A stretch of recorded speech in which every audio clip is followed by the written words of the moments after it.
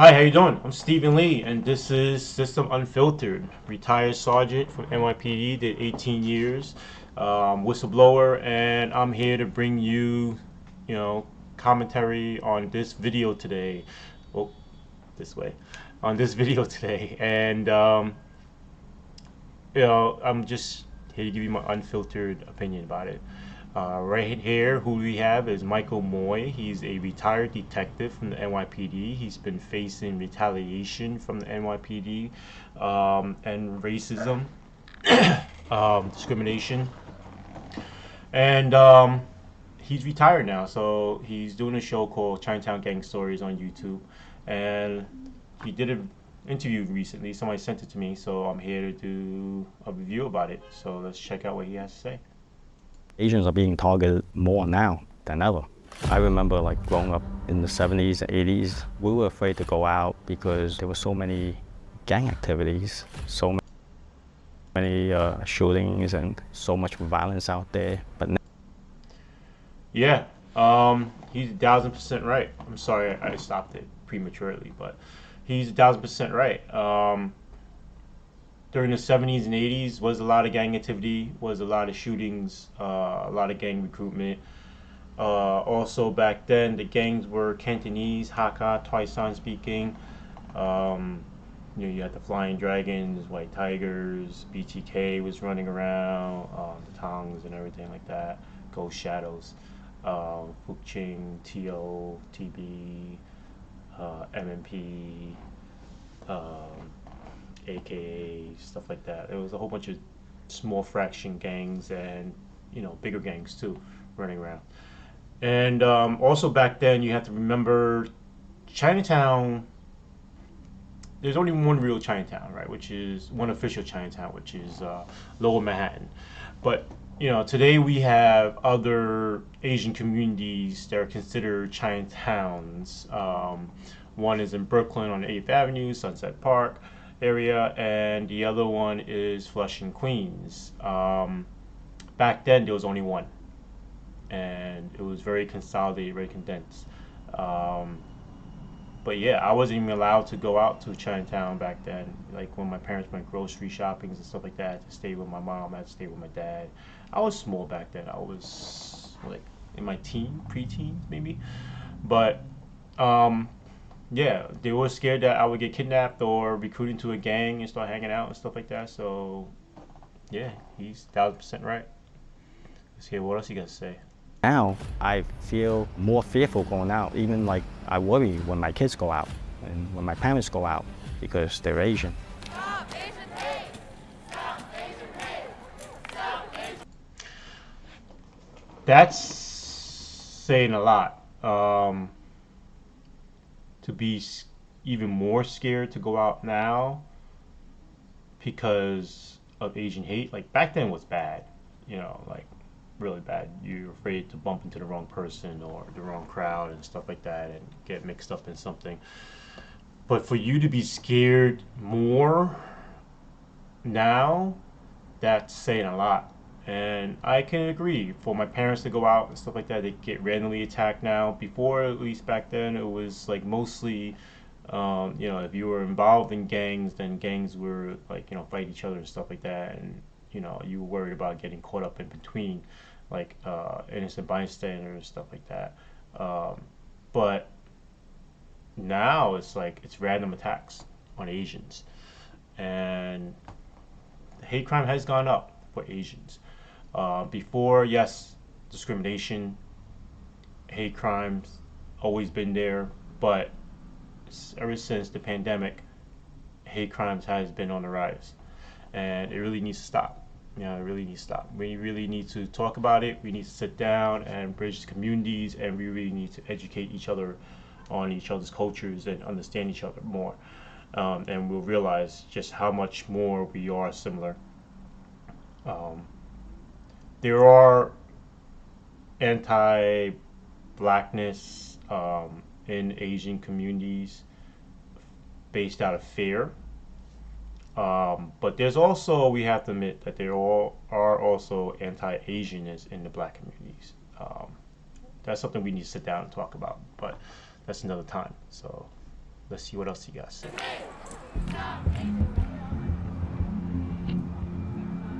The numbers they throw out, I say the public can question that. Asians tend not to report a crime because there's a language barrier. And when they go to the police station and try to report it, they don't get the same level of service as someone who speaks English. And the list goes on.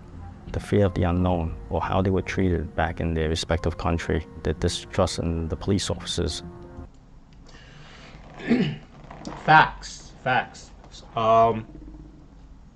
Yeah, so Asians don't tend to report anything. It's that whole old school mentality of keep your head low and stay out of trouble, don't cause trouble for anybody and stuff like that. Don't cause trouble for yourself. Just move on.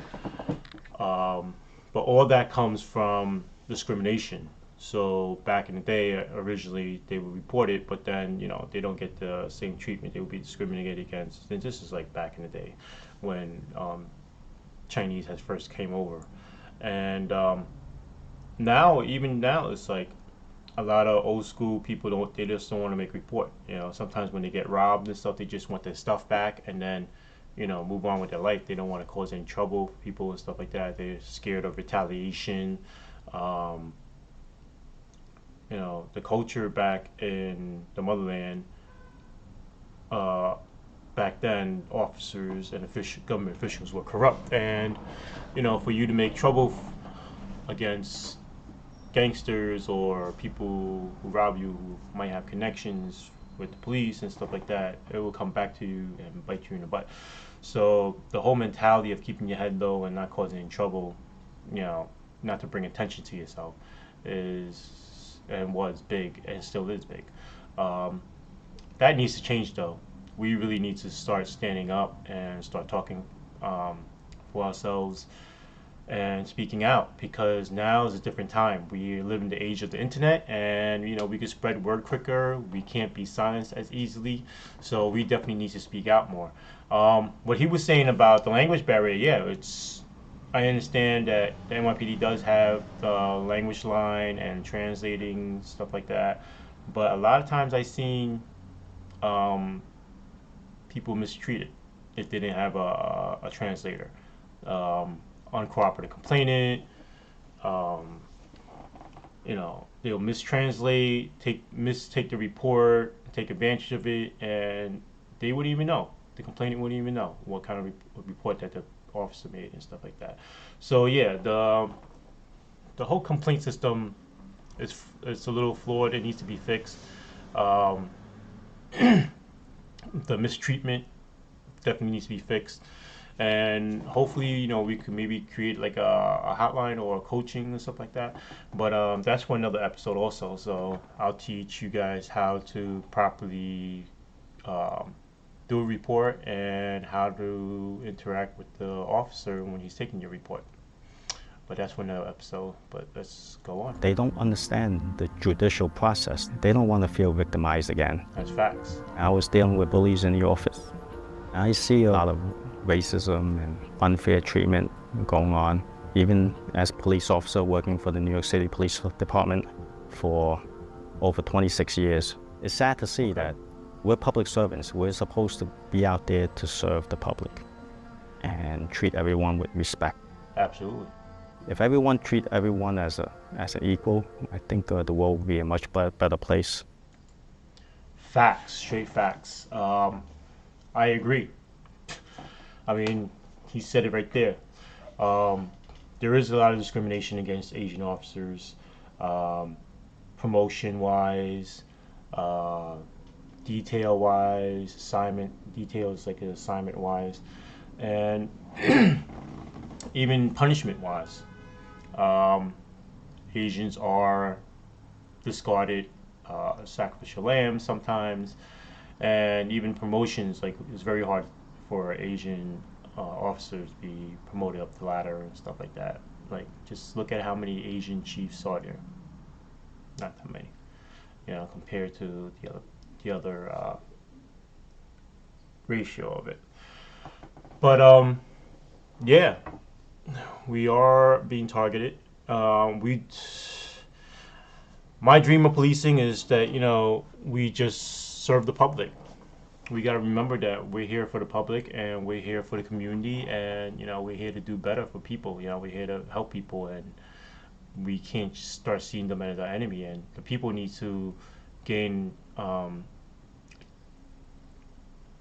no, well, sorry, the NYPD needs to gain the people's trust back, and you know, then the NYPD, you know, hopefully could police better. You know, yeah. But other than that, it's a great video. Short, straight to the point, and that's my opinion about it. You know, great job, Michael Moy. All right. Don't forget to check out Chinatown Gang Stories. Um, just look it up on YouTube. I'll leave the link below. All right. Be safe, everybody. Peace, love, one blood.